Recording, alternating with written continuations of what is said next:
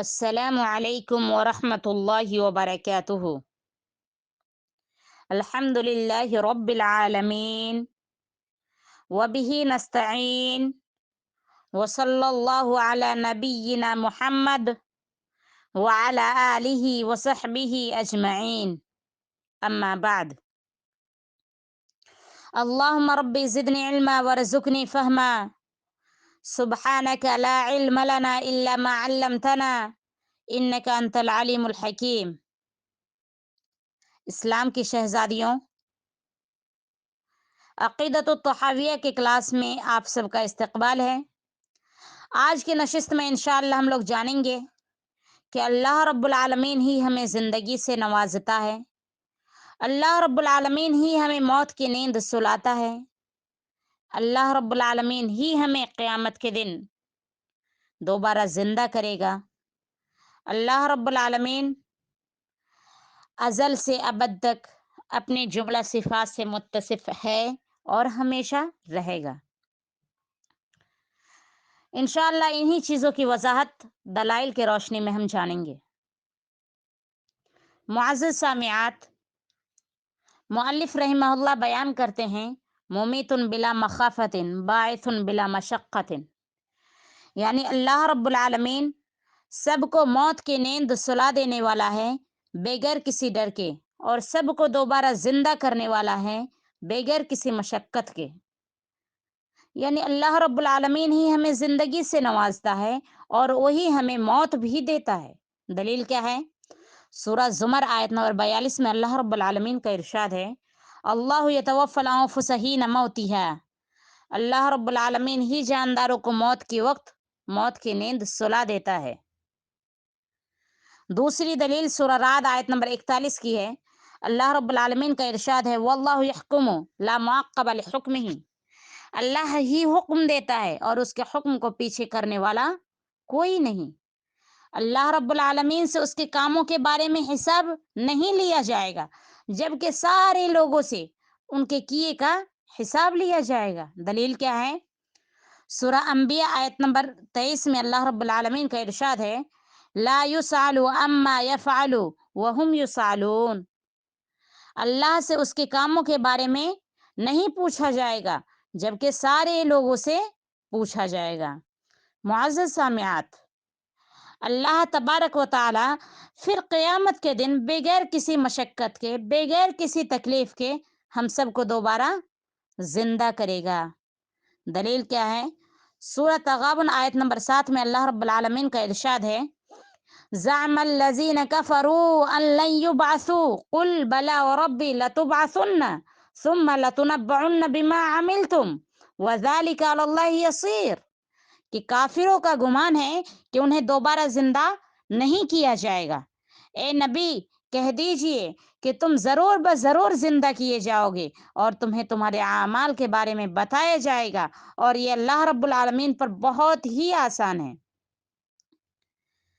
دوسری دلیل سورہ آل عمران آیت نمبر 9 کی ہے، اللہ رب العالمین کا ارشاد ہے، ربنا انک جامع الناس لیوم لا ریب فیہ، اے میرے پروردگار بے شک تو ہی ہے جو تمام لوگوں کو اس دن کے لیے اکٹھا کرنے والا ہے جس میں کوئی شک نہیں۔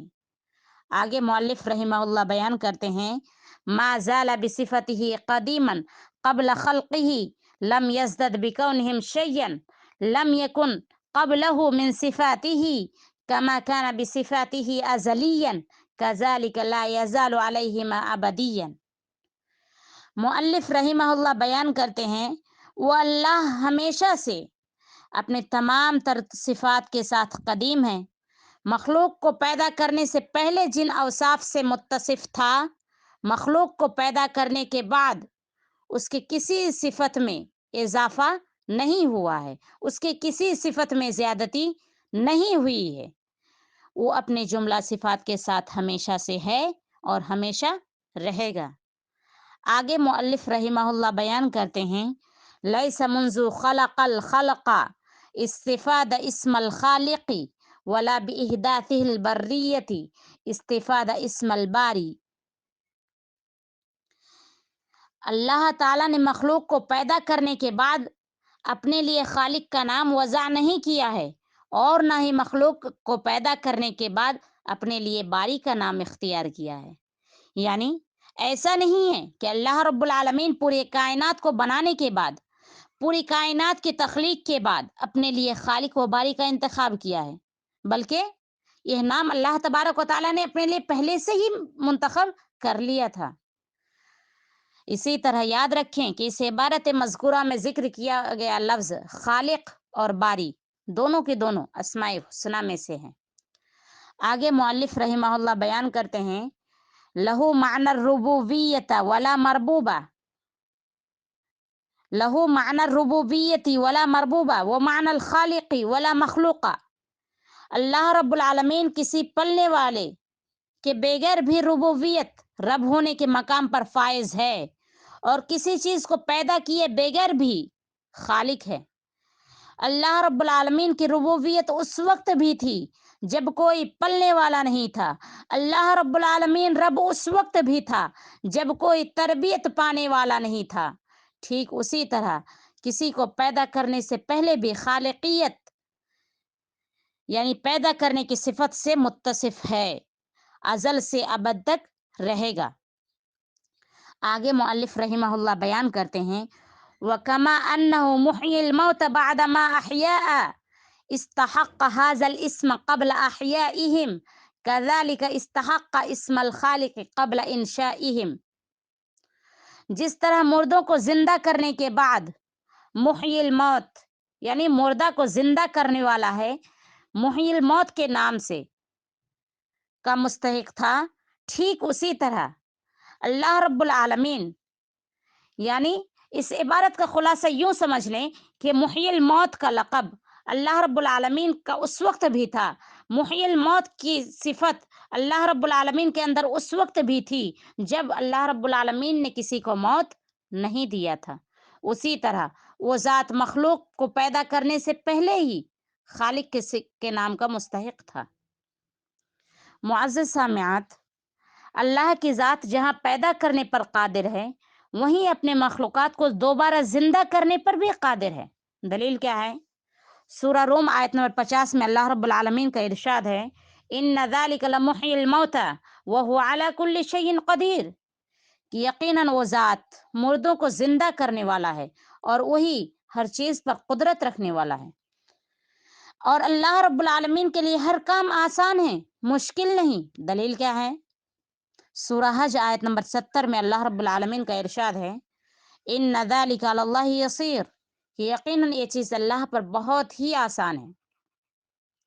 آگے مؤلف رحمہ اللہ بیان کرتے ہیں، ذَلِكَ بِأَنَّهُ عَلَى كُلِّ شَيْءٍ قَدِيرٌ وَكُلِّ شَيْءٍ إِلَيْهِ فَقِيرٌ وَكُلِّ أَمْرٍ إِلَيْهِ يَصِيرٌ لَا يَحْتَجُّ إِلَى شَيْءٍ لَيْسَ كَمِثْلِهِ شَيْءٌ وَهُوَ السَّمِيعُ الْبَصِيرُ۔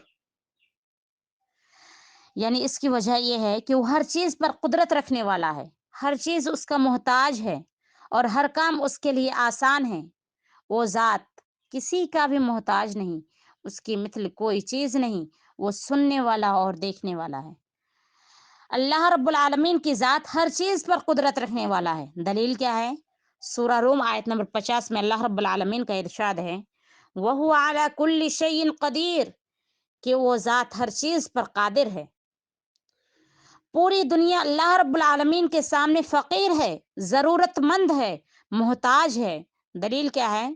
سورہ فاطر آیت نمبر 15 میں اللہ رب العالمین کا ارشاد ہے، یا ایھا الناس انتم الفقراء الی اللہ، اے لوگو تم سبھی کے سبھی اللہ کی جانب فقیر ہو۔ اللہ رب العالمین کے لیے ہر کام آسان ہے، اللہ رب العالمین کے لیے کوئی کام مشکل نہیں۔ اللہ جو چاہتا ہے جب چاہتا ہے وہ اسی وقت کر سکتا ہے، اللہ کے لیے کوئی کام مشکل نہیں۔ دلیل کیا ہے؟ سورہ حج آیت نمبر 70 میں اللہ رب العالمین کا ارشاد ہے، إِنَّ ذَلِكَ عَلَى اللَّهِ يَسِيرٌ، ساری چیزیں اللہ کے لیے نہایت ہی آسان ہیں۔ اللہ کی ذات بے نیاز ہے، اسے کسی چیز کی ضرورت نہیں، نہ ہی اس پورے کائنات کی، نہ ہی انسانوں کی، نہ ہی فرشتوں کی، کسی چیز کی ضرورت نہیں، اللہ بے نیاز ہے۔ دلیل کیا ہے؟ سورہ فاطر آیت نمبر 15 میں اللہ رب العالمین کا ارشاد ہے، وَاللَّهُ هُوَ الْغَنِيُّ الْحَمِيدُ، اللہ بے نیاز ہے اور قابل تعریف بھی۔ انہی چند باتوں پہ میں آج کا درس ختم کرتی ہوں۔